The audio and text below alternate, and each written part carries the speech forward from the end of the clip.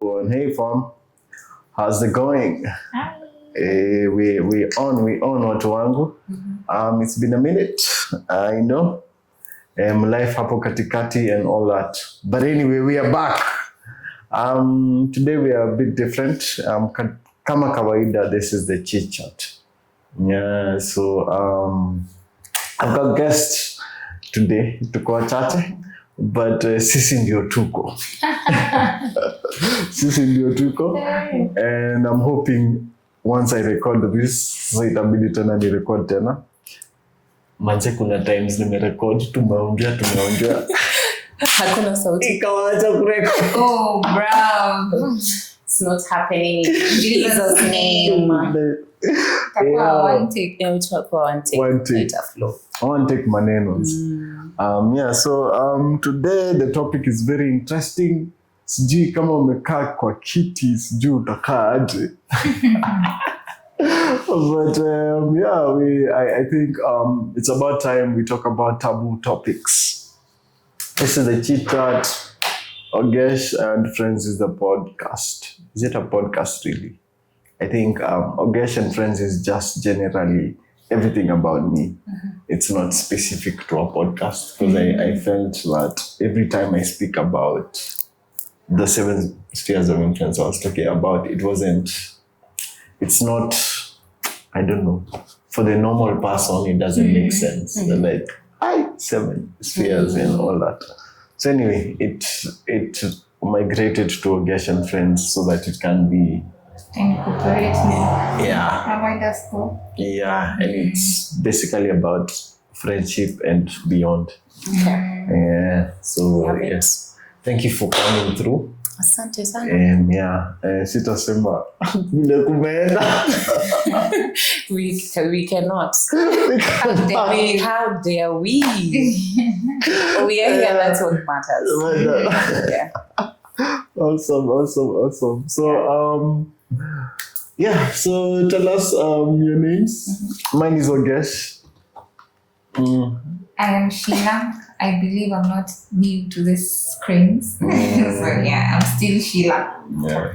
Wamoyo Kegio, Janet.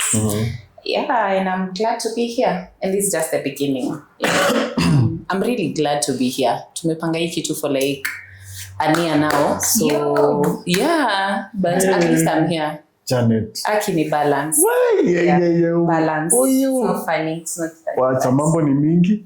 Ama nilikuogopesha. Because I remember there's a 7 time. spheres. Yay. Your research ilikuwa too deep. Like I'm not into fiction, but sawa. Yeah. Kuni wapi.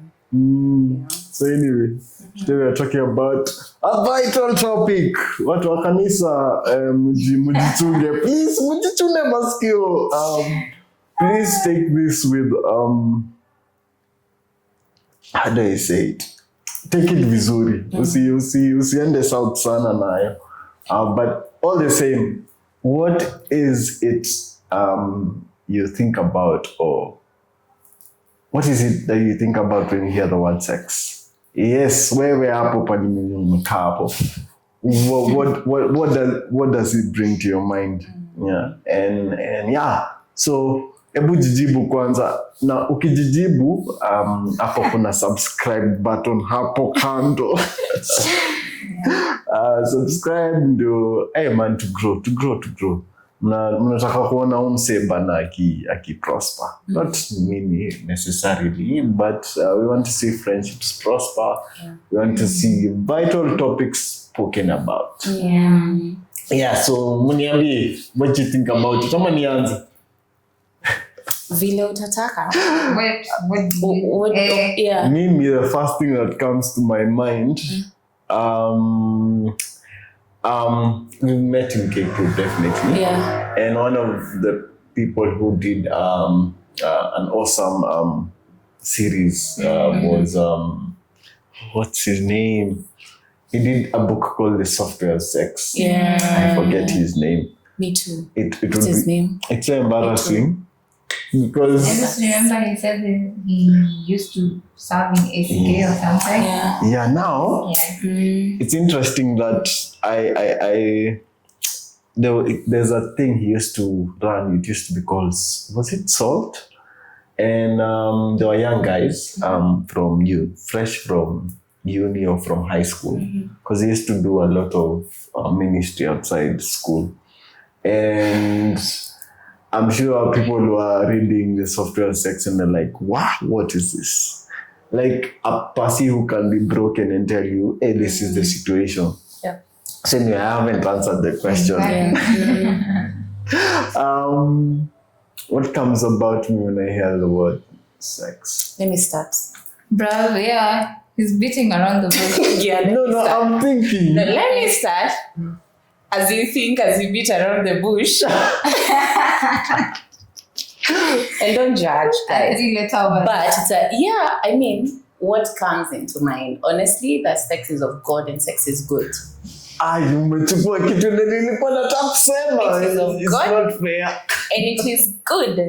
Yeah, It is of God and it is good. And maybe why I say so, it is because growing up, we were always told, actually not always told, it was never talked about. It was never talked about. Because it looked like you're saying, it's a taboo. Taboo, it's like yeah. such a bad thing. Yeah. You know, it's like the way we can talk about alcohol. Yeah. And I don't think I can classify alcohol and sex, because sex is of God, alcohol is not. Yeah. Period. But now, like, it is actually good. And it is of God, and it is actually God who created it. But I wish and I pray that we'll have a generation that will be free to actually talk. Like you said, that Pasi, I don't know why he's not coming, because we need to give him credit because he's doing the right thing, talking about it. Like it's a gift from God. Yeah. It's a gift from God. The only place we'll talk about now later, maybe it's when, but it is good. In fact, let me check.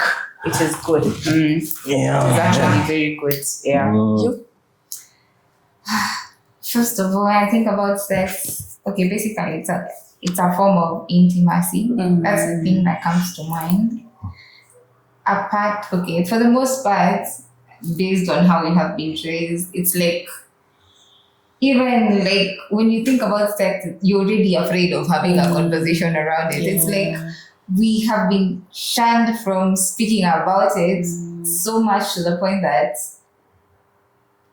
we are not even comfortable having the conversation altogether. So when I think about sex, it's my first thought is something to hide, something to be spoken about in closed doors, among confined spaces, amongst people who can't judge you. You can't like outrightly just choose to utter things around sex. Like it's not a comfortable conversation. That is my first thought. To be like, I hear someone mention sex and I'm like, first, nitakupimia. It is not me to like first give my perspective of what I think of the same. So it's like we choose to, we are trending carefully when it comes to matter of sex, because you don't know. So once you see the other person is open to the ideas, when you can also choose to embrace the conversation. But if as Africans, it's something we shy away from totally. So that is my first thought. I'll be like, I hear sex, I hear gauging. Like I first need to gauge, and then I know the direction we're following. Mimi kwanza hapo mmenishika, mmesema nimefikiria. So for me it's always that of I need to think, I need to do this thing vizuri. Isikae ni kama niko sijui, you know?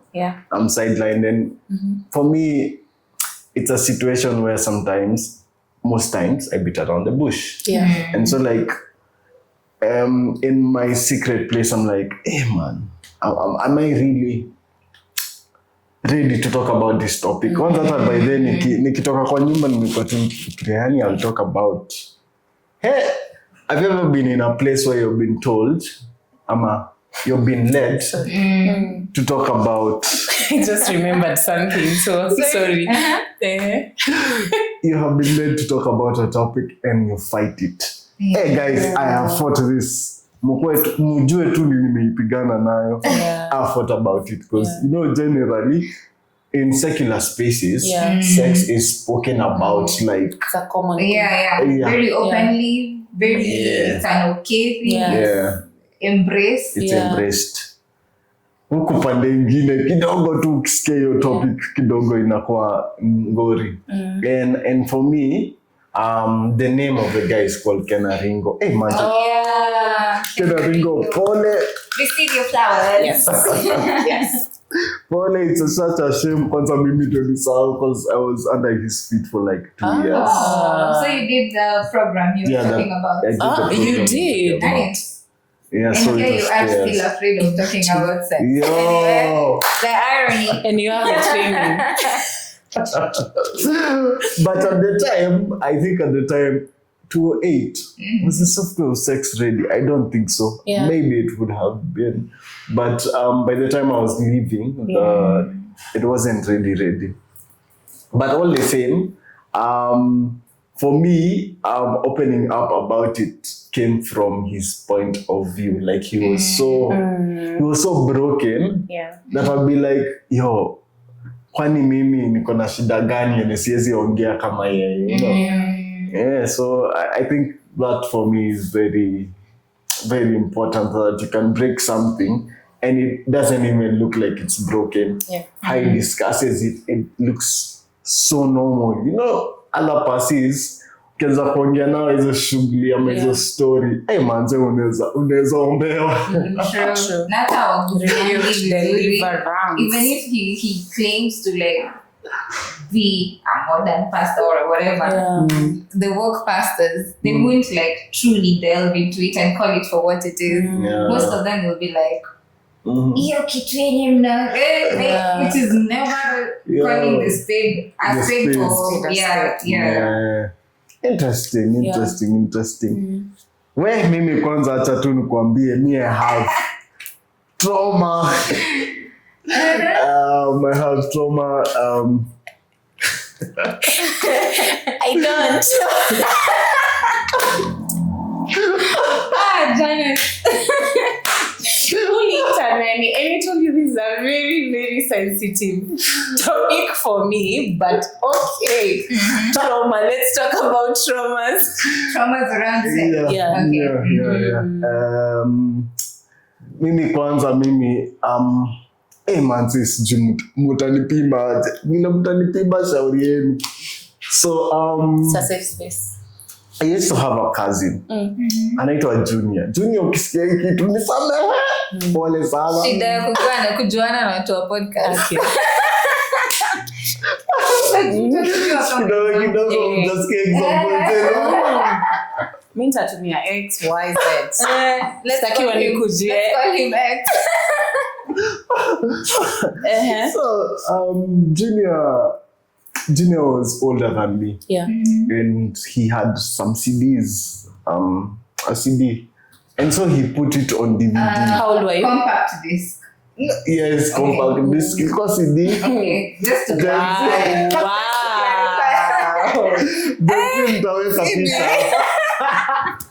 No, but you see, I got it. Okay. So we don't do that. Get things clear. We need to. Compact disc. Yes. Compact disc. And your house? DVD. I think I was. I can't remember the exact age. In your teens. Must be in my teens. So ECD, I don't know how my parents got to. Oh, Jesus. Dude. Is this going on? It's going? Unlabeled. Ilikuwa labeled. Okay, what was the content by the way? The content. Already, my mind has already. It has already good. Our imagination is already okay. So content ilikuwa porn. Sitawaficha. And so, when my parents met this thing, oh man, I remember my dad. Manze alikuja tu akaniambia baba yangu kuja ukae hapa. nikwambie vile That's kuko. nice. He taught you. He actually talked to you about it. That's the first time we talked about Wow. it. And he was like, We give hey him man, flowers by the way. That was so mapema. Yeah. That is father. Wewe. So on the other side, because Junior was a relative. Yeah. So we used to live in South Sea, so we were neighbors, very close. So my mom and the sister were the ones who were living there. So definitely, tuliitwa kama mkutano. Kwa Mwantis. I only see this word Mwantis. My friends know it wanacheka sana wakisikia Mwantis. So Mwantis walinipiga lecture. Walitupiga lecture. Kidogo hivi Junior ambaye aende kwao. Wewe ndio unaniharibia mtoto. Wewe ndio unaniharibia mtoto. Oh my goodness. But that was my first interaction na mzazi akiniambia hiyo ni ngori. Hey man. That was your fun. What was your first? My first encounter with maybe with your parents. Who? Did we even have any? I think it was I had to learn the hard way. I think it was just one day I can remember. I think I was in high school. And then so those interviews that happen on TV. Where there's a guest who had come and alikuwa anaongelea like encouraging conversations around parents and children on sex. And you introducing them to the dynamics of sex other than them getting taught in the world. So that is the one time she was like, so anasikia kitu anakwambia umesikia? Like she wasn't like, she could tell she wasn't even comfortable with the whole conversation in itself. So I was just, okay. But by then also me, I wasn't thinking about sex. I was in high school, yes, but I had never really like it wasn't a thing for me. So it was when you tunasema, that's why each and every time I think of sex, I think of fear or not talking about it openly, because it was never a conversation we used to embrace all together. So that is the one time my mother was like, umesikia? Na mtu ajichunge. Like, and she's just touching. She's not really it's mtu ajichunge. Mtu ajichunge. Si unasikia venye wanasema? Please. We never, mini sex education, we never got it. I also never got it actually. But interestingly, the first time I heard about sex, I was very young. Not doing it. Hearing it. Traumas. But, and actually we got here from friends, like my neighborhood. Me, I come from Shags. So you and me still am very reserved. So our family is very reserved. Yeah. Why are you shocked? I am shocked. You are? I am very reserved. It could be loud, but reserved. Like even family knows. Like you see, even the way like we can go for Easter, and then of course as a kwetu, like huku niko auntie, huku ni kwetu, hivo. Mimi statoka kwetu mpaka the last day, and they're like, "Are you okay?" And I'm like, "Sana," you know. So like I don't want to. Because I think pia nilikatazwa sana usiende kwa si kwa kina nani, but usiende kwa wenyewe, usipenda kwenu. Unajua unaendaga kufanya unakalia watu hapo, watu wakikula. I don't know why food was such a right. Gosh, chakula. Like why mamangu anuse ama afikirie that actually kwa wenyewe kwanza lunch hour. Hakuna chakula kwenyu? It was a whole thing. But sasa my friends who are older, but I didn't know they were older, but my parents knew, of course, they were older than me. Ni wale watu wenye wafupi. Bro! Wafupi round. Wafupi back. Wafupi, and then they don't look their age. You know those people? Yeah. Like they're just tiny in a very beautiful way. Like you know, looking at me straight in the eye. I'm family and everything. But yeah. So like those were my friends. But and then I was always like the taller girl, and I was always inquisitive. Like I'm the last one, so how anaongea, like, and then my bigger sister had a clique of cousins. So me niko tu hapa najaribu kujua what do they know. They don't have time for me. So now these friends they used to talk about it.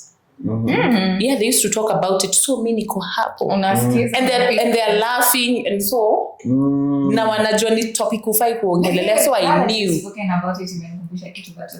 you get to know, and then now you're in class, because I was in public school. They actually used to talk about these things. And then sasa in Primo, and then the fact that my parents were teachers, so kids could not talk about me, like they could not talk to me about sex freely, because they think I'll snitch. You understand?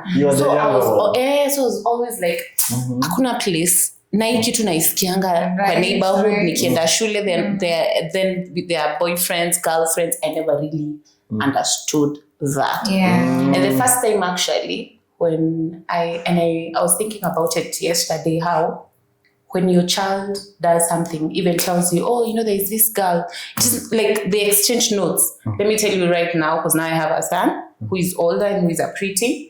I start the topic. I think I'm overdoing it. You should. You know, I think I'm overdoing it, because I'm like, I wish they did. Because now Mimi, I'm just here trying to figure out. Do you know, guys, like in Campo, I did a whole project about how to use a condom. What? Unajua? Bro, hold up. Let's expound. Whole projects. For how long? Okay, don't go extreme. Like, it's a whole, just like a whole project, like a video. You know, so because me was doing, you know, mass media and communication, I was doing TV production then. So you're always given projects. Okay. Of all projects, because I was still eager about this sex topic. So you were also learning on the job, basically. Yeah, I'm like, but hey, guys, now in campus and in colleges, they are making it look so casual. So we talk about it then, because nyumbani, it's all like, ata yongelelewi. It's like, unaona? But why are we not talking about how she got pregnant? Why are you imagining Janet will know? Like, it is because they did that and she got pregnant, and you've not told me. I don't know what is happening. Kwanza millennials walikuwa supermarket babies. Exactly. Very true. Exactly. Unajua hata ilikuwa very bad by the way for us to say that someone is pregnant. Like how would you even say? But still, it's still a bad thing. Because it's a bad thing. In the confines of marriage. At how did so ni mtoto, hata huwezi fikiria ni mtoto alikuanga kwa hizo tumbo. You were not given that chance. I remember my mom after I killed my tumbo. Kweli. Sikuona. Maybe I was too young. But I think that's the last one. So my neighbors. So that's the first interaction, and I feel like I'm always still, even at my age, trying to figure out. When you're talking about you doing a project of condoms, I remember. And I sent it. I looked for a job. Ukapewa. Hiyo ndio ilikuwa pitching yako. And guys, I did a project. But then you know it could sell. It could sell. Yeah. If the right person actually got it. Saizi nafikirianga Jesus. Do you guys remember the HIV and AIDS adverts? Walikuwa like condom kwa gun. Nakumbuka ya Nameless. Before that, there were other ones that they were trying to. I can't remember, but anyway. I think for me that's where nilishikanisha. Gun. Okay. Yeah. So that was wild. But imagine ingekuwa some billionaire somewhere. If that project by the ilifikia like those guys were HIV and AIDS and all that, like ningekuwa billionaire. I don't think you guys ningekuwa mnanijua.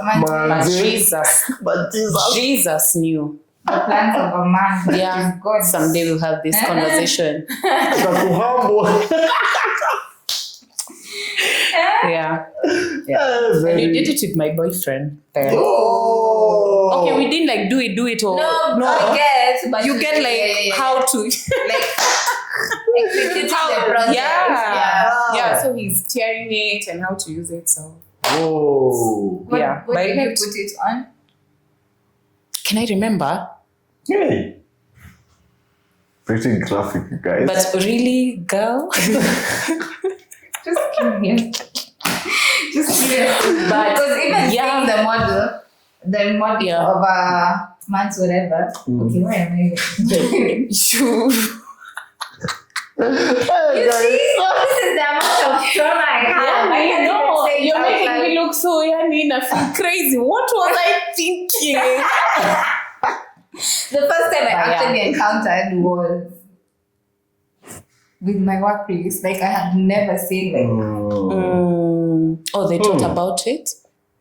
Hey, hapo tutabidi tuende huko bana. Yo agent umeenda. He used to work for what? it's an organization that That's what. That's what. it used to, okay, it still does, deals with matters HIV, prevention, treatment, Yeah. just the dynamics of HIV altogether. Tulikuwa na other areas like gender-based violence, mental health, but for me, for the most part, I used to deal with the HIV prevention.